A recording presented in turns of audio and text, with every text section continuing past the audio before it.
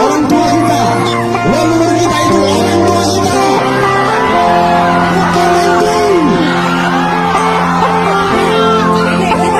Jaga adat budaya kalian, jaga adat budaya kita. Kalau bukan kita, siapa lagi?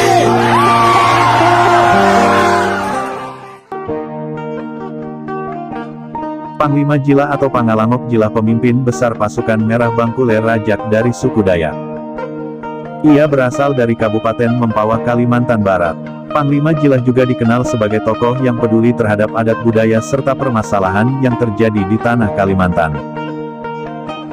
Sosok Panglima Jila sering terdengar dalam aksi massa yang bersinggungan dengan masyarakat adat melalui pasukan merahnya.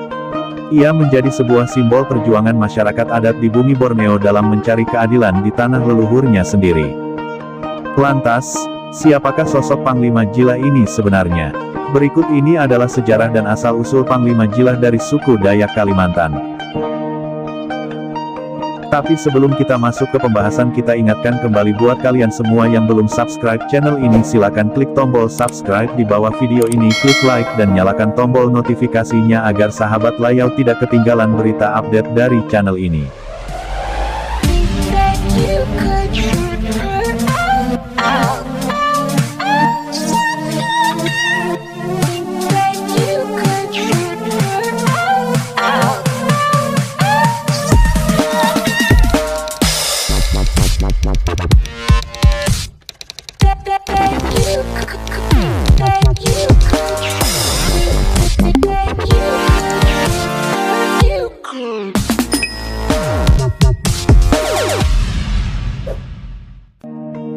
Panglima Jila terlahir dengan nama Agustinus Jila pada tanggal 19 Agustus tahun 1980 di Desa Sambora, Mempawah Hulu, Kalimantan Barat.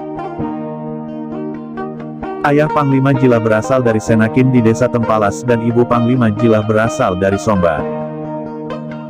Masa kecil Panglima Jila bisa dikatakan kurang beruntung karena memiliki kekurangan semasa kecilnya. Panglima Jila sering mengeluarkan lidahnya dan memiliki perut yang buncit sehingga banyak orang yang tidak suka dengan Panglima Jila. Ini selain itu Panglima Jila semasa kecilnya juga gagap dalam berbicara. Rintangan yang harus dihadapi Panglima Jila adalah hinaan, olokan hingga cacian karena banyak orang yang tidak suka dengan Panglima Jila. Namun di umur 11 tahun Panglima Jila lantang dalam berbicara dan tumbuh besar sebagaimana orang pada umumnya. Lantas, bagaimana sejarah Panglima Jila bisa terpilih menjadi Panglima adat suku Dayak padahal semasa kecilnya ia banyak memiliki kekurangan? Mungkin ini adalah semacam ilham pemberian dari Jubata atau Tuhan kepada Panglima Jila karena Panglima Jila mempunyai silsilah atau keturunan dari seorang kakeknya yang merupakan seorang Panglima juga di zaman Kerajaan Bangkule Rajak. Kakek Panglima Jila bergelar Panglima Macan.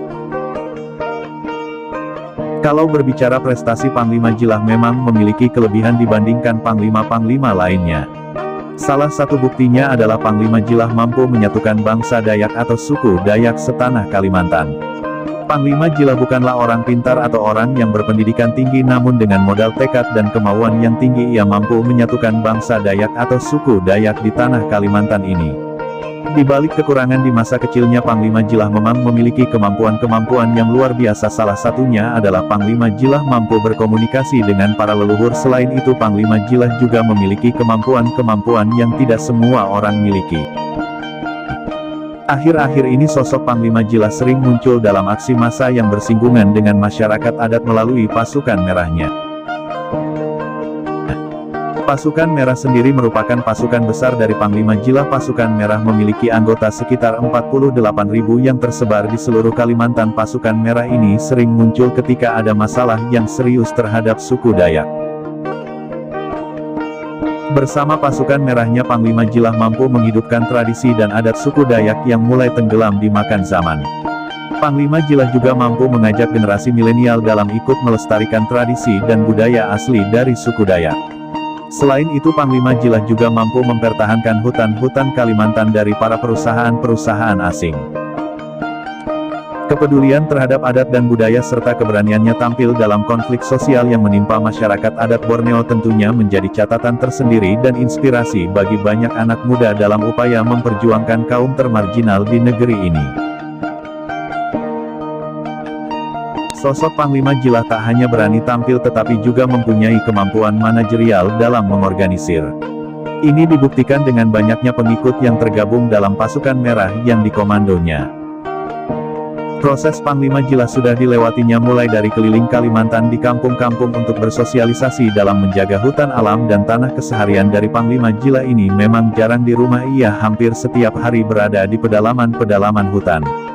Selain menjadi sosok yang peduli dengan masyarakat, Panglima Jilah juga merupakan sosok yang mempunyai ilmu kanuragan dan ilmu kebalnya yang tinggi.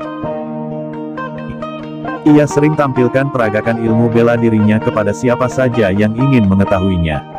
Itulah tadi sedikit profil tentang sosok Panglima Jilah dari suku Dayak Kalimantan yang kami himpun dari berbagai sumber untuk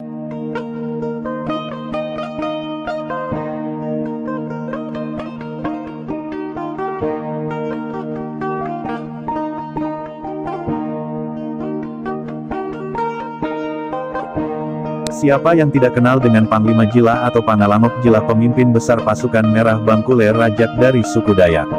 Ia sering terdengar dalam upaya perjuangan yang membumi dan selalu dekat dan berkaitan dengan masyarakat adat Dayak. Panglima Jilah adalah sosok yang sederhana dan ramah, pekerjaannya sehari-hari adalah sebagai petani kebun dan ladang. Di sisi yang lainnya, ia gemar memancing serta bersemedi di hutan-hutan serta gunung. Hal itu diakuinya untuk lebih mendekatkan diri pada Tuhan, serta melihat tanda-tanda alam. Masyarakat Dayak memang terkenal dengan khasnya, yakni hidup menyatu dengan alam. Bumi dikenal dengan istilah ibu bumi dan langit sebagai ayah. Yang menaungi hal ini merupakan sebuah falsafah, yang berarti satu kesatuan utuh, dalam kehidupan di alam semesta bagi masyarakat Dayak. Maka hidup mereka selalu bergantung dengan alam, dengan hal itu pula mereka menjaganya dengan aturan-aturan, yang hingga kini sebagian besar mereka lakukan, bahkan sebagian lagi sedang mempertahankannya. Atas dasar inilah Panglima Jilah bersama pasukan merahnya menjadi garda terdepan, dalam perjuangan serta perlindungan bagi masyarakat adat Dayak sekaligus menjadi simbol perjuangan bagi masyarakat adat Dayak di bumi Borneo. Berikut ini Layau Borneo akan membahas 4 fakta perjuangan Panglima Jilah atau Pangalanok Jilah, pemimpin besar pasukan merah Bangkule Rajak dari suku Dayak yang belum banyak orang ketahui. Ia menyatakan apabila Kalimantan juga merupakan bagian dari paru-paru dunia, mestinya harus dijaga kelestariannya, bukan hanya masyarakat, namun juga pemangku kepentingan yakni pemerintah, yang harus ada di garda paling depan untuk memperjuangkan hal ini, sebab manusia tidak bisa hidup tanpa alam yang lestari.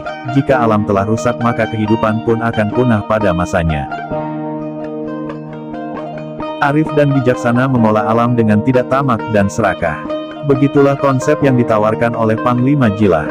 Namun, jika masih ada perusahaan yang nekat merusaknya, maka ia menegaskan jika perusahaan itu akan berhadapan dengannya.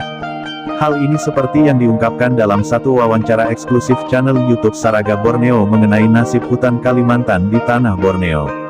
Yang kedua, perjuangan Panglima Jilah membebaskan kepala adat Kinipan di Kalimantan Tengah. Kepala adat Kedipan pada Agustus tahun 2019 yang lalu, sempat ditangkap karena kasus lahan adat, namun berkat peran Panglima Jilah, kasus pembebasan Effendi Buhing sebagai kepala adat Kinipan menjadi lebih cepat.